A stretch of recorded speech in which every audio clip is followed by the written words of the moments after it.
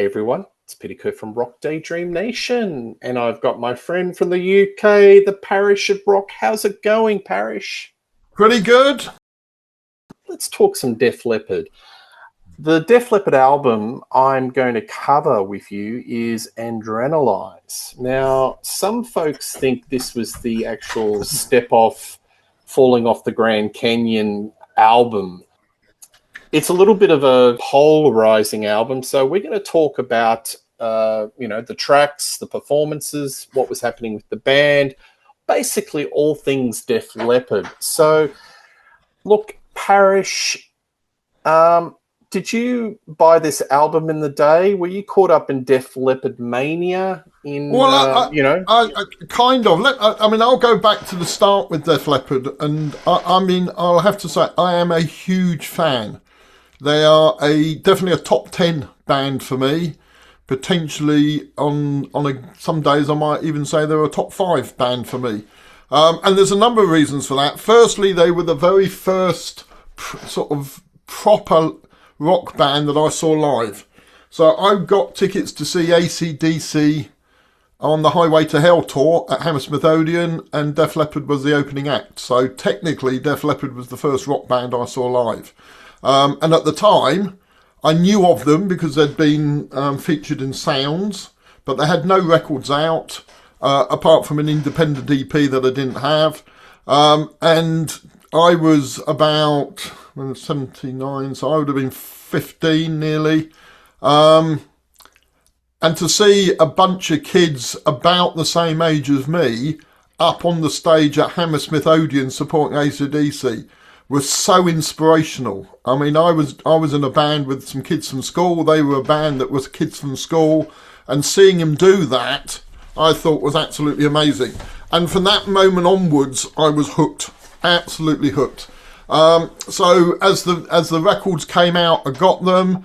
I got the Get Your Rocks Off EP when that came out on Vertigo. I went looking for that just before we came on, couldn't find it. But I did find the next single, Wasted, which came out with Hello America on the B-side, and a different version of Hello America, a less polished version. As you can see there, the band on the front, that's exactly as they were dressed when they played Hammersmith Odeon from memory. So they were kind of living the dream that I had, really. What I wanted to be and what I wanted to do. So they're hugely inspirational. Loved the music. I've mentioned before being a huge fan of the new wave of British heavy metal generally. And then as the albums came out, On Through the Night, got that. There they are again about when they were touring. Saw them on this tour. Saw them at a local civic centre. About 5 miles from where I lived, hung backstage, met the band. They were really nice. Then from there, On Through the Night.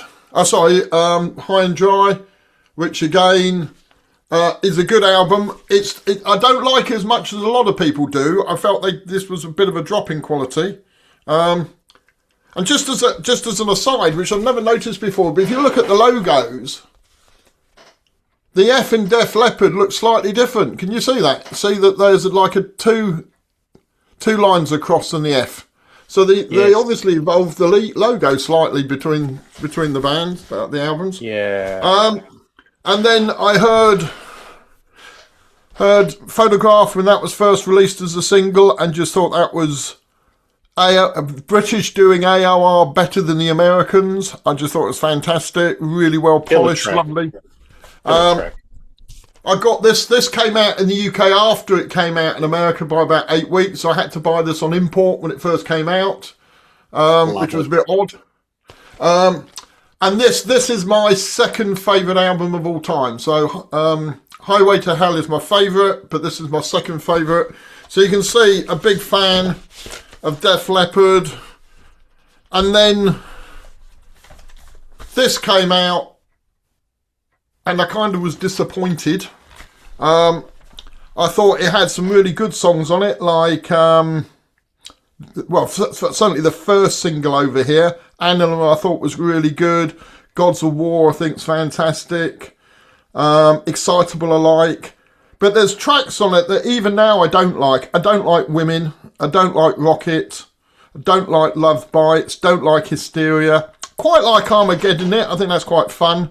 I've never had a problem with Pour Some Sugar on Me. I know some people absolutely loathe it. Polarizing. I don't. Pardon? Polarizing. Yeah, it is. And I don't love it, but I don't. Certainly when they play it live, I think it's really good. So I don't have a problem. But I was kind of like 50-50 on it. I've never had a problem with the production. It's a production of its time, but it was fine. Really admired the fact that they stuck with Rick Allen when he had the crash and lost an arm. And I think a lot of the sound is driven by the fact he had to find a different way to play the drums, so he went a lot more synth drum and technology, and I think that kind of maybe dictated. Obviously, very highly produced, but a massive album. So at the point that this came out, I was and still am, but I was still a big Def Leppard fan. I think I've seen them on every single tour they've ever done of the UK. Can't think I've missed anything. I'll go to festivals if they're playing a festival. So a huge fan. Got the single when it first came out, Let's Get Rocked. So got that, which again I know a lot of people don't like, but I think it's a fantastic song. I think it's good fun. We'll talk about that in a moment. I know we will. So I really like that. Think the video's crap, but I like the song. And obviously just before the album came out, or while they were recording the album, Steve Clark passed away, which I think in some ways the band has never quite recovered from, because I really do think he was the sort of the what's the phrase, MPV of the band in many ways, with his guitar playing. And so player. Yep. Exactly. And whilst I like Vivian, I think Vivian's a great guitarist and he's fitted in pretty well, I still don't think he's got quite the same distinction that Steve Clark had. So I think that the album suffers a bit by that, because Vivian hadn't joined them by this point, had he? They were a 4-piece when they recorded this. So So yeah, huge Def Leppard fans. I've still seen them on every tour since then as well. Seen them at the low point in the late 90s, early 2000s, when they were back playing half-filled small theatres, but seen them at stadiums. Saw them on kind of their comeback concert at Download, headlining when all of a sudden their popularity, certainly in the UK, seemed to jump back up again. So that was a pivotal moment for them. And they're touring next year, and I barely got tickets. I went on straight away to get tickets. And O2, which is probably 17,000, both nights there sold out before I could get them. Birmingham, which is about 14,000, sold out. So I'm actually seeing them in Leeds. I think it's Leeds or Manchester, I can't remember now, because it was the only place, the nearest place to home, which isn't that near, that I could actually get tickets. So they're still, they're quite a big draw now. So that's kind of my history with Def Leppard, really. Yeah, isn't it funny that they were always more popular overseas or in the US than the UK? Yeah. They had that initial flurry with the new wave of British heavy metal, and then there was a little bit of a backlash that they sold out Hello America. Yeah, exactly. And they went to America, and they weren't really a huge draw card. But this is a topic we'll talk about as we get into the show, but maybe they're such a big draw card now because it's the last man standing. People are thinking, wow, this is a unique band of that era. There's not that many left. Who's left? Saxon, Iron Maiden, Judas Priest. Yeah, there's not that many. But it is an odd audience when you go there, because you've definitely got the rockers there, but there's a lot of people there that I would say you would see at a Bryan Adams concert. More sort of general public people there. There's definitely a lot of kids there, which have probably the parents have brought them across. Yeah, certainly my two sons, and we'll talk about this a bit later. But then both my sons absolutely adore Def Leppard. Out of all the bands I like, I think Def Leppard is their favourite. Yeah. So there's obviously an appeal there. But they are still really good live as well. I mean, Joe Elliott, I never thought had the best of voices. He's got a reasonable voice and it suits the music. Well, his voice is as good now as it was then, so there's not really been much deteriorating in the vocals, I don't think. And the band on stage, you can tell they're still having fun, which I think comes across to the audience. And they've been very clever as well. Whenever they tour, I don't know who they've got this time when they come across, but they always seem to have a decent support, so they quite often have Cheap Trick in support. They came over and did the stadium tour with Motley Crue, where Def Leppard kind of was the lead act, with Motley Crue as the secondary act. They've had Journey, they've had Foreigner. Co-headline with Whitesnake. So when they toured here, Whitesnake with the support, it wasn't co-headlining. So really, when you look at the tour poster, Parish, it was like that. It wasn't like that. Well, when I saw them 4 times on that tour, and it was Def Leppard, unless it's a different tour, but it was Def Leppard, Whitesnake, Black Stone Cherry. That's how it was built on the posters. I think it was co-headline, and David elected to play before Def Leppard. So yeah, maybe, but certainly the posters that I saw, it was, but it was they had equal length of sets, I think. I think they both played for about an hour and a quarter. The posters I've seen have been like that. They're not like that. So, yeah, okay. And David did say in an interview, sorry, I'm repeating myself, that he wanted to play before. Yeah, and to be fair to Def Leppard, they gave him, every reverence. That you could tell they were fans of him, what he'd done with Deep Purple and Whitesnake, etc. So they, sometimes they use the phrase special guest, don't they? Well, they definitely treated him like he was a special guest. Yeah, absolutely. And there's so much technology in Def Leppard, there'd have to be the last act.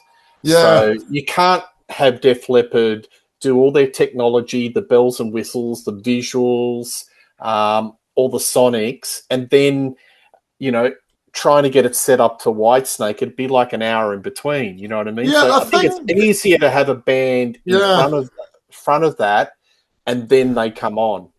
So they've been clever that whenever they play, they bring a band or play with bands who are going to bring in their own audience. Is my point. So therefore, maybe 2/3 or 3/4 are there to see Def Leppard, but there's certainly quite a sizable, number in the audience that are there to see whoever's supporting. So they're quite clever with that, I think. Absolutely. Well, I oscillate with this band, and I have over a long time. I either love them or hate them, and that's been the internal struggle that I had. At this point in time, I love them. I love them a lot. I like them a lot. I like that early era.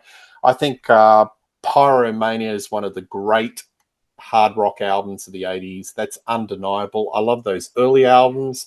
I even like that EP, which I was lucky enough to get on Record Store Day, and just listening to their playing, and I'm thinking, these guys are like 17 or 16 and they are so accomplished. Absolutely. So they were meant for stardom.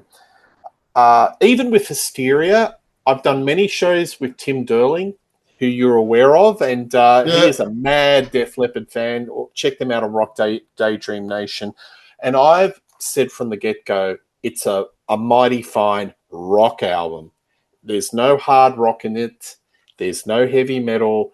It's a mighty fine rock album, and it's a very groundbreaking piece of technology, because Mutt Lange was basically using this band in a science experiment. It was like a laboratory. And you just read the stories, Parish, where, the guitarist would be playing a single chord or a cadence or a riff again and again and again until he got it right. So it took him such a long time to lay down the tracks, and it would drive most people balmy. Now, when the album came out, it didn't do so well No, The it didn't. first You're right. single, it took a long time for it to generate sort of sales. And I think Pour Some Sugar on Me was the click track, the track that really circuit broke everything and broke it open for Took him. about a And year, didn't it? it They've been, did. It was and I remember, a real sleeper. yeah, and I remember reading an interview in Krang about the time just before it became big, and Joe Elliott saying that they'd been, their crown had been sort of taken by Bon Jovi. You know, that everywhere they went, people were accusing them of being Bon Jovi rip-offs, even though they'd been there before and done it earlier. Because there'd Yeah. been such a gap, they were out there and they were accused of it. And he felt their time had passed. I remember that really strongly in the interview that they thought that was it. And then, as you Yeah. say, Pour Some Sugar on Me kind of kick-started the album sales, and all of a sudden it went mega. So Yeah. Look, you can't deny as a piece of artistry, production artistry, it's groundbreaking, and it's probably one of it's the crowning jewel in Mutt Lange. And it had everything that you would expect: the layered vocals, the sounds, putting samples of Ronald Reagan and yeah, explosions, and it was basically him it was like a social experiment, and Def Leppard were his little playthings, yeah. and it sold by the bucket load. Now, this album, very difficult. How do you follow a diamond certification album? And diamond certification, folks, in America is 10 million. That isn't too shabby at all. How do No, you follow up an album? And this is where I think this album has many problems, because it borrows a lot of riffage and ideas from previous albums. I get the feeling that this album, they're very weary. They've been on the road forever. And, I did see this tour, and I actually walked out 3/4 of the way through. They were in the round, and they had Vivian Campbell, and I found them quite dull, very boring. They seemed quite disinterested, and they played a lot of material from this album. And yeah, I just found it really, really uninspiring. So that was the start. As I said, I've seen them plenty of times. I've seen them where they've been supported by Cheap Trick, where they've been supported by Heart, played with, they were supposed to be supported by Scorpions, Motley Crue. I'm like you, Parish. Every time they come into town, yeah, I'm there. yeah. I see them again and again. And I do love them. But that first tour that I saw in 93, 94 was boring. It was really Yeah. dull. And it was behind this album. So Yeah, this it was. album, I don't know if it was called the same over there, but I think it was called the 7 Day Weekend Tour over here. yeah, it Um, was. It and was. I think and so. I saw them at Earl's Court, and it was the first time I'd seen any band in the round. And I think because of that, I really enjoyed it, because I've just never seen that kind of, normally they're one end of the arena and you're the other end or whatever, and get tickets, or if you're lucky, quite close. So I actually really enjoyed it because of Yeah, that. But I'm trying to think, I guess Vivian Campbell must have been with the band, but I he don't was. recall. Yeah, but He funny was. enough, He was. yeah, I don't remember, to be honest. But Yeah. All right. but Well, yeah, I mean, I definitely think though they were still kind of reeling from what happened with Steve Clark though. reeling through And Steve Clark, and I think a lot of it was weariness. I think they were really yeah, tired, because this album is quite tired. There's a lot of themes that were covered in previous albums.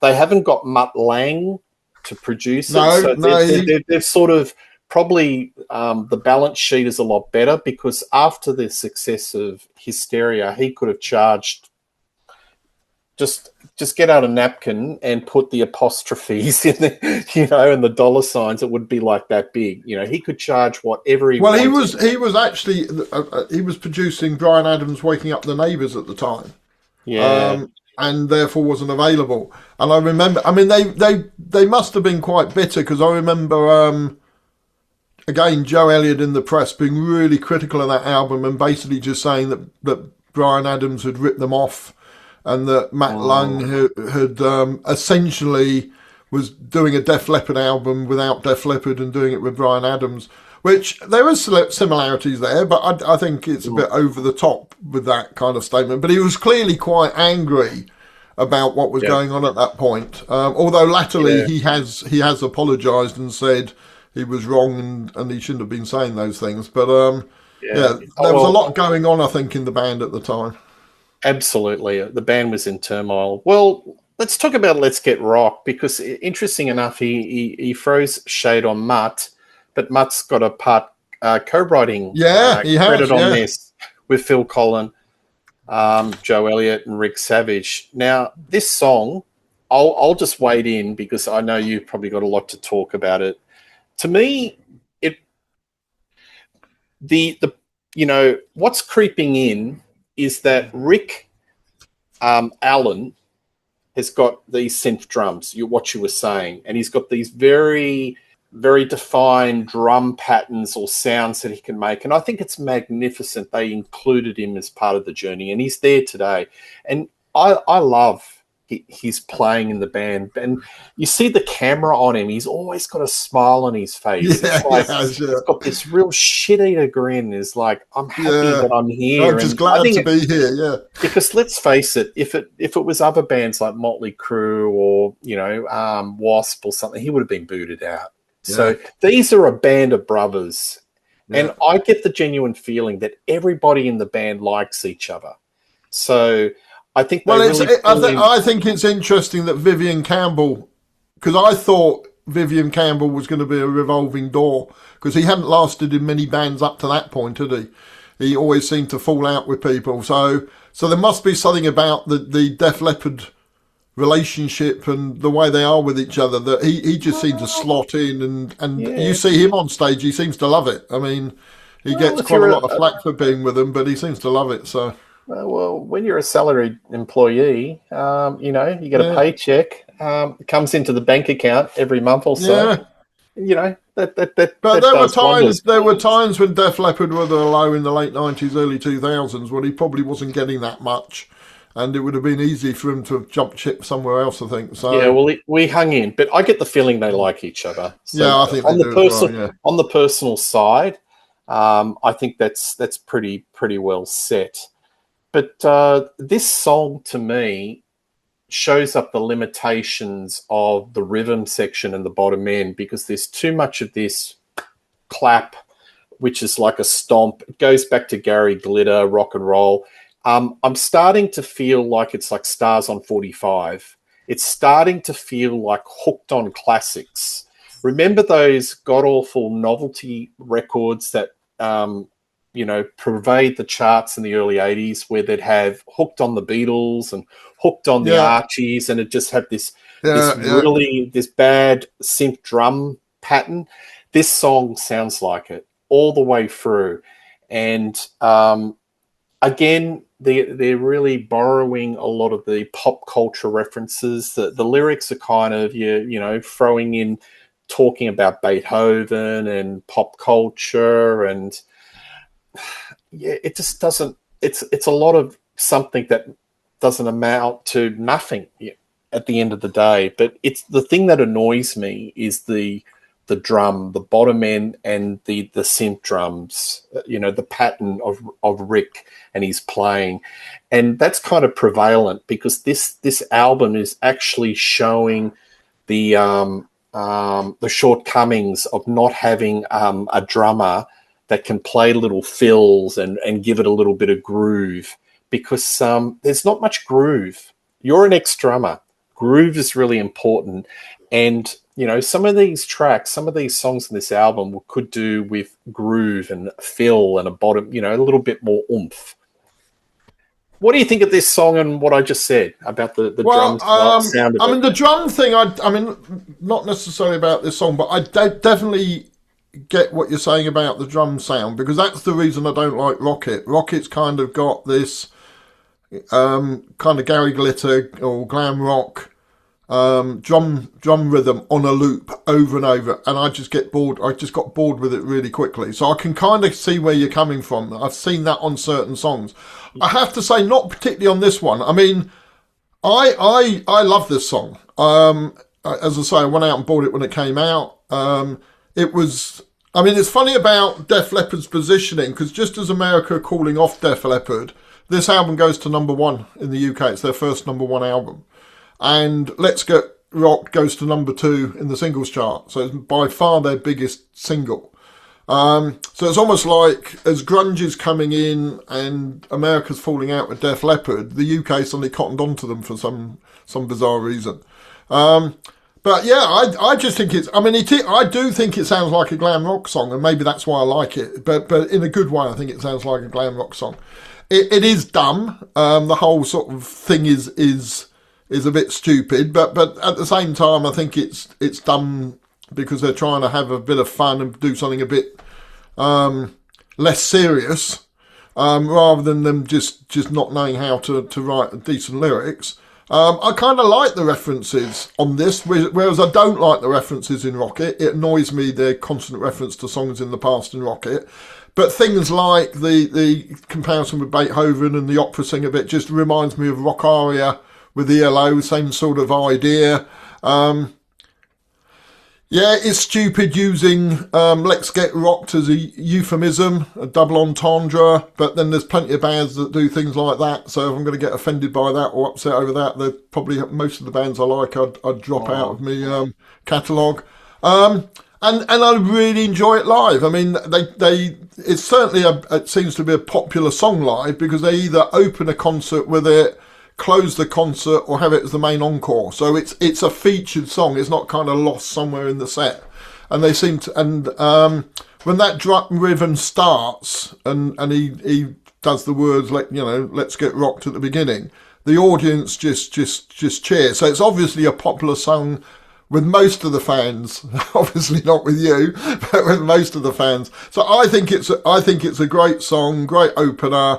I think the other thing, going back to that period, when it came out in 92, and there wasn't that many albums coming out in 92 that was in line with the sort of music I liked. I mean, grunge was in, and I don't have a particular problem with grunge, but I'm not a big fan of it. I kind of like some of it, but not all of it. And I was missing some of that sort of 80s fun sort of rock music. And this is very different to Bon Jovi, because when Bon Jovi came back in 92, I think it was, with Keep the Faith, they came out with, and the Keep the Faith single was maybe not a grunge song, but was definitely different and alternative, and I think drew upon a little bit on U2 and that kind of sound. Whereas Def Leppard was either didn't know or didn't care that life had moved on and was just back and just going to do what they wanted to do. And I thought that was great at the time. I liked the fact that there was a band there just doing what they wanted to do and weren't trying, like a few other bands were, to sound like a little bit more dirty and raw and grungy. They were just going to be Def Leppard, and I really liked that at the time. So yeah, I think it's a great song.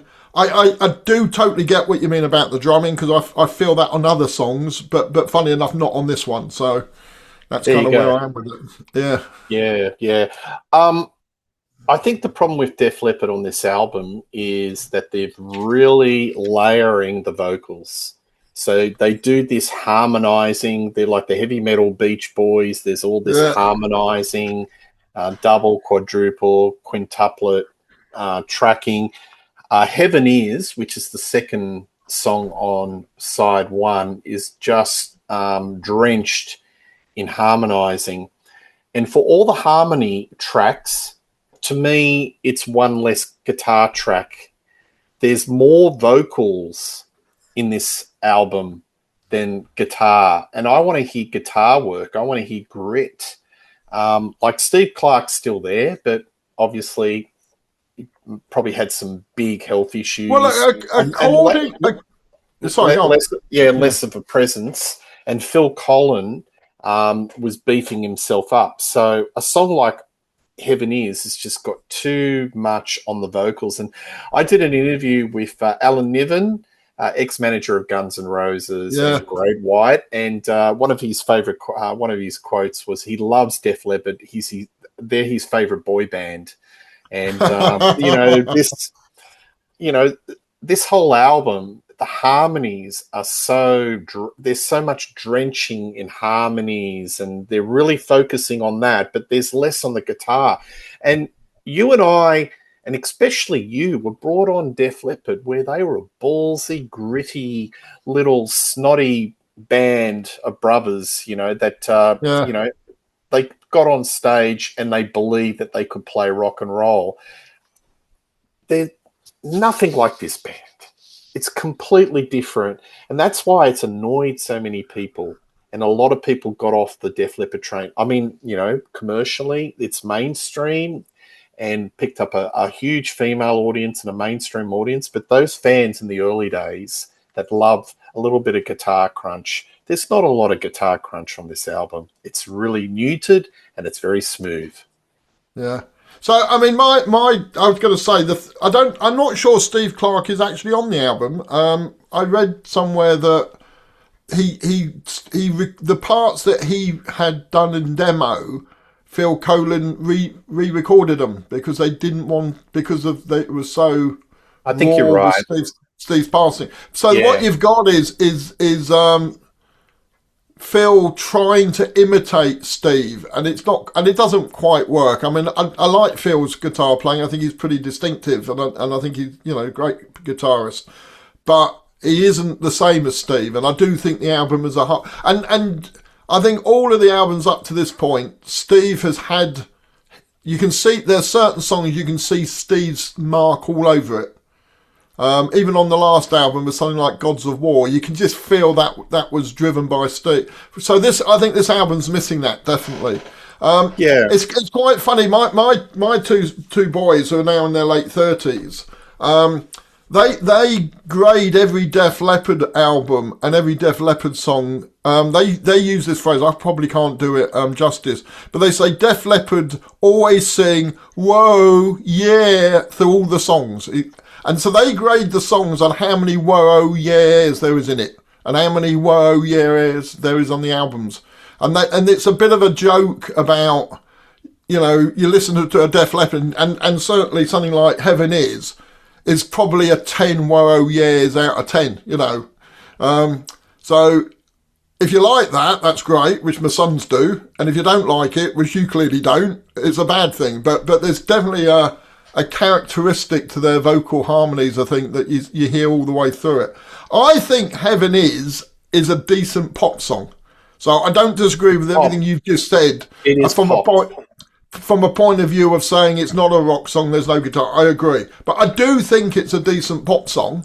It was released as a single and it did okay. I think it got in the something like number 15 or something like that in the UK. So, I mean, it wasn't as big a hit as Let's Get Rock, but it did okay. I quite like the song, but as I say, it is a pop. And your comment about being a boy band, or Alan Niven's comment about them being a boy band, I mean, they definitely became that with X, didn't they? I mean, that's exactly the route. Sorry, I'm going to sneeze. That's exactly the route they went down. Absolutely. And this song, I mean, I could imagine Take That singing this song. Yeah. With Robbie Williams. Yeah, I don't disagree, but I do quite like it nonetheless. So, yeah. All right. The next crime against music is Make Love Like a Man. Now, this is absolutely diabolical. Some of the lyrics of this are just gigolo. Don't call me Casanova. Just call me on the phone and baby, come on over. Seriously? Is that the best they can do? That's why I think everyone's just a little bit tired. Do you think the tongue is firmly in cheek on this one? Well, they say it was, and they said it was taking the mickey out of the sort of machoism of some of the bands that were about in the late 80s. But I think that might be a bit of them trying to defend the song after the event. I'm not sure. I don't know. I like the riff on it, and I actually like the song other than the lyrics. The lyrics are absolutely stupid, and if it was meant as tongue in the cheek, then the humour doesn't come across, I don't think. So I think, yeah, I like the riff, but I don't like the lyrics on it. So Yeah, absolutely. Now we're jumping around a little bit here. Just to, have you ever needed someone so bad? Now their balladry, Love Bites. I like that song. It's a very good ballad in the concept of that album, the last album. But this one is just so syrupy and cheesy. Again, I would present this song to those snotty 18-year-olds that put, you know, um, you know, those first couple of albums. Do you think they would have that would have been palatable to them? Yeah, I'm not sure. yeah, and well, maybe not. I mean, funnily though, I mean, there's a few ballads on the album, and I don't like the others, but I think that is the best ballad on the album. It's quite catchy, And you're not a and ballad fan. There and you I'm go, not a ballad bingo, fan. That's exactly what bingo I've written fans. down. I This is don't normally go for ballads, but I quite like this one. Is what I wrote in my this notes. is Rock I don't. Daydream Nation history. We have It found is a exactly. ballad that Parish likes. I don't like Tonight. I definitely Mm. don't like Stand Up, Kick Love into Motion. I think that's a really bad song. But this one's okay. Yeah, Does I don't. Mrs. Parish like this song? Does Miss Um, yeah, have you ever? probably. I mean, Yeah. she's not the biggest of rock fans, but she does like Def Leppard. Oh, something I didn't mention is about my connection to Def Leppard. I have mentioned, I think, previously on the show, but this I went to see the Pyromania tour at Hammersmith Odeon, and it was me stag do. So me and me mates, it was the night before my wedding. We went and saw Def Leppard at Hammersmith, hung backstage to meet them. I think only Rick Savage came out. So we met Rick, got some things signed, missed the last train home, ended up having to catch the first train in the morning back to where I lived, and just got to the wedding on time. So, yeah, this was my stag do seeing Def Leppard. I've forgotten, I meant to mention that earlier. So, And the moral to this story, folk, is don't have your stag party before the wedding. well, funnily enough, nowadays people don't, do they? But back when I got married in '83, people still had stag do's the night before. So, yeah, I think my wife does like this. I think Mrs. Parish does like it. But she is quite, I Yeah. mean, she is quite a big Def Leppard fan. So, So is Mrs. Kerr. Mrs. Kerr loves Def Leppard and she loves these songs. So the balladry. So I'll probably get a horse whipping later. Anyway. All right, let's look at something. Hey, I want to talk to you a song which is an absolute bullseye rocker that I like, and it's like this. We talked about this on the Saxon album, "Innocence Is No Excuse," where they say possibly the best track or the more ballsy rock out song right at the end, and tear it down. Do yeah, you like this yeah. song? I like this song. I think it's now when I listen to it, I think it's the best song on the album. I mean, I think at the time I probably liked "Let's Get Rocked" most, but now I think it's the best song on the album. It's heavy, but it's got a great pre-chorus. It's got a catchy chorus, and it's a fantastic way to finish the album. And if they'd gone on to continue writing songs in that style with the next album, I think they wouldn't have dropped off a cliff as much as they did actually. So again, it wasn't panning to grunge. I don't think they were changing their style. I just think they turned it up to 11, and I think it's a great song. I think there's a few rockers. Pardon me. I think there's a few rockers on the album, but this is definitely the best one. Yeah, and it does echo the early work. So, Yeah. why do they leave it so late in the song list? Why can't they push it up, be a little bit braver? So, I don't know. Do you get the feeling with this album that there is a lot of they're recapping previous riffs? Because there's like Tonight, I hear a lot of Gypsy. Remember that Yeah. song that they had? Yeah. It's very similar, and there's some other songs that to me sound No, I like agree. Pour Some Sugar on Me, and there's moments that I can hear of Pyromania. There's moments I can hear of Hysteria. That's why I'm thinking they're tired. They've gone through the emotional issue with losing Steve Clark, and when you haven't got the inspiration, you just grapple on to what work for them previously. And look, it's got to be a temptation that if your previous album has sold diamond certification, and Pyromania did pretty well. I think that's almost a diamond certification. Absolutely. You've just got to do it again and try your best. And that's what they were doing. I think some of the songs were left over, though. I'm sure I read somewhere that Stand Up Kick Love Into Motion was actually written during the Hysteria recordings and was a leftover. I think also I read somewhere that White Lightning had been written during that time as well and was a leftover. So I think some of the songs were sort of not... I mean, it's not uncommon, is it, that, that bands write a song at one point and kind of play around with it a bit before they put it on the album. So I think there was quite a bit of that going. But I mean, I think... If I was being... The most critical thing I'd put on the album, about the album, is by Hysteria they'd hit a formula and they just copied the formula for this album. So you go with the titles, one-word titles, Pyromania, Hysteria, Adrenalize, that's kind of following that, a common formula. And the song, I mean, White Lightning, I think is a really good song, but sounds like it's been written to a formula.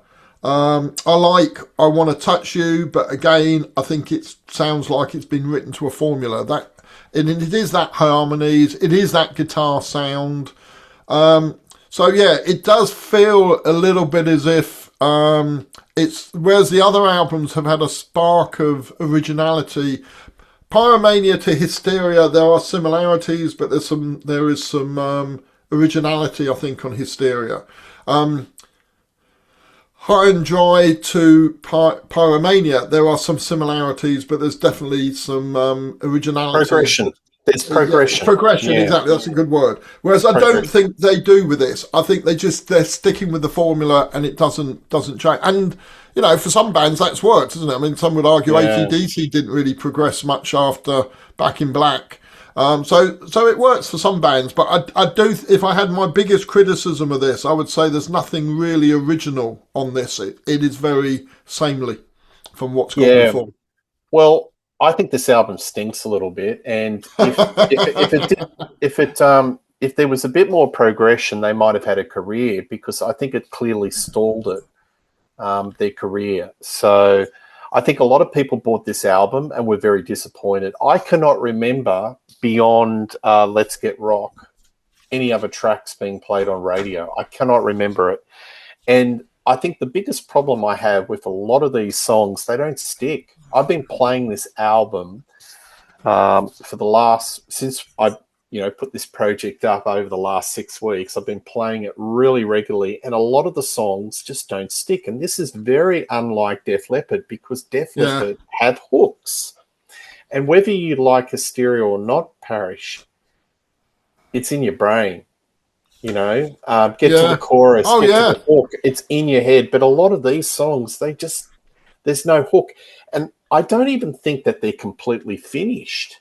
That's the thing. I think, I hate to say it, a band like Def Leppard, maybe they needed to spend more time to work it through and to realize some of these ideas, which is, talking about a band like Def Leppard is a bit ironic. Well, maybe though, because I think that was kind of the part that Matt Lang always played, wasn't it? He obviously managed to pick the best bits out of what they were doing, and I think they probably, it didn't have to be Matt Lang, but I think they do need a producer that is going to be quite critical with them and say, don't do it that way, do this, that works, that doesn't work. And I think they definitely missed that. I think also with this album, it didn't do Pyromania or Hysteria volumes, It did 7 million worldwide, which is not too shabby, but that was not too shabby. Yeah, but they still play quite a few of the songs they do in the UK. I don't know about elsewhere. So Let Get Rocked is in the set list. Heaven is quite often in the set list. Make Love Like That Man is quite often in the set list. Have You Ever Needed Somebody? So they certainly still play quite a lot of the songs live. But yeah, there was they've never had a big album since, have they? And I think on all of the albums after this, I can generally say that there are some good songs on there. I think every album they've done, Slang was the next one, wasn't it? I think there's some good songs on Slang. X, I think there's a couple of good songs on it, although it's hard to hear them because of the production and the guitars are turned down. But I've seen them play them live and they come across really well live. You've got Promises is a good song on the album after that. So I think they can still write a good song. The problem is they can't write an album of them. And so therefore I think everything that's come after until maybe the last one, which I really like, I think up to that point they've been patchy. Well,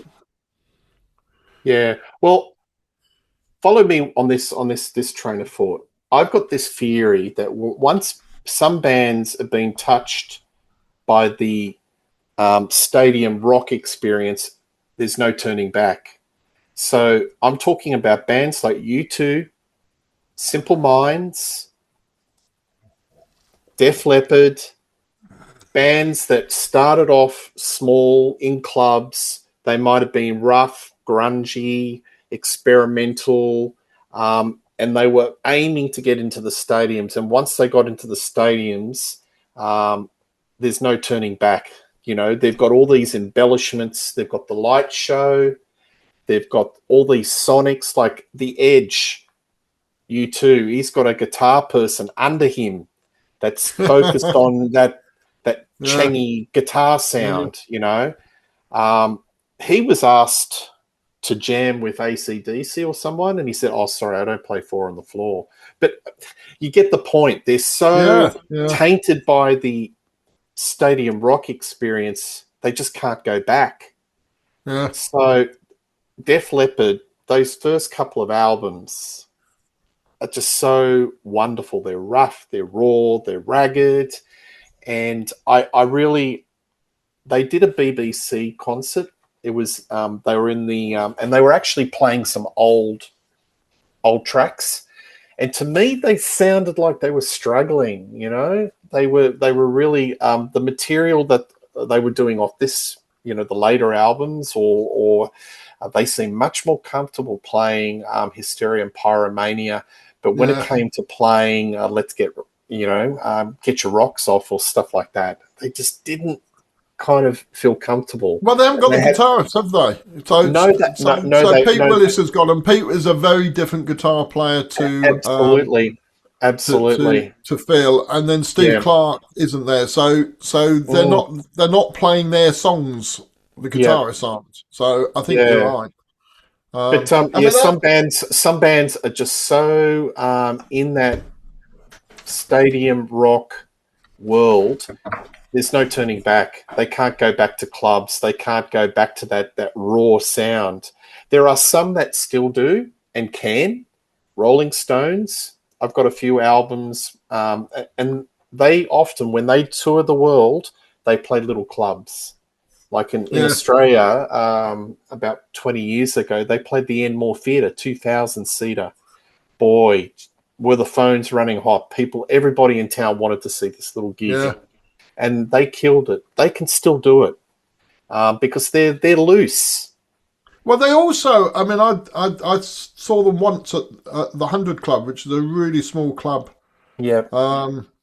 In Oxford Street in London. And it would have been just before, it was about 2 nights before they played Wembley Stadium on I forgot the album now, Tattoo You. And like a lot of bands were doing at the time, it said outside for one night only, tumbling dice. And there was a lot of bands doing warm-up gigs under names of songs. So I got ticket on the basis, I didn't think it was going to be the Rolling Stones, but for, I don't know what it was at the time, a $5 or whatever, it was worth the gamble. And I went and it was absolutely heaving, and it was the Rolling Stones, their warm-up gig for Wembley Stadium. And I bet they killed it. They were brilliant, but they didn't play any of the songs that they played. Because I went to one of the Wembley Stadium, it was all old blues numbers, covers from the stuff they liked. Walking the Dog, Little Red Rooster, Muddy and Waters. I think there was 2 or 3 sort of early '60s songs that they did as the encore, but it was obviously, it wasn't exactly what it was supposed to be, a warm-up gig, but they were brilliant. Now I have seen I think you're right. Def Leppard are an arena or stadium band. That's where they want to be. But as I said earlier, when they hit their low, they were playing small venues, and I saw them in those venues, and they still played them well. Some bands wouldn't bother, but they were still gigging and still touring. I must have seen them probably for about maybe 10-year period, where 2 or 3 times during that period when they weren't particularly big venues, or they weren't particularly full. If they were big venues, they weren't particularly full. And then they started to pick up again. But they do still do, it's only over here when they come. So I've got just pulled this out. This was at the Leaden Mill a couple of years ago, was a small club. And watching that, the DVD to that, I mean, that's in Sheffield, their hometown. They played Wolverhampton. They did a small gig in Wolverhampton a few years ago, it's a civic centre that holds probably 800 people. They played that as a warm-up before download. So they seem to still do those sort of gigs. And that those concerts, they do play the old songs, a lot more of the old songs, and they keep the sort of things like Let's Get Rocked and whatever for the encore. So they do a bit of it, but I think that their natural territory for them, they would say, is doing arenas or stadiums, absolutely.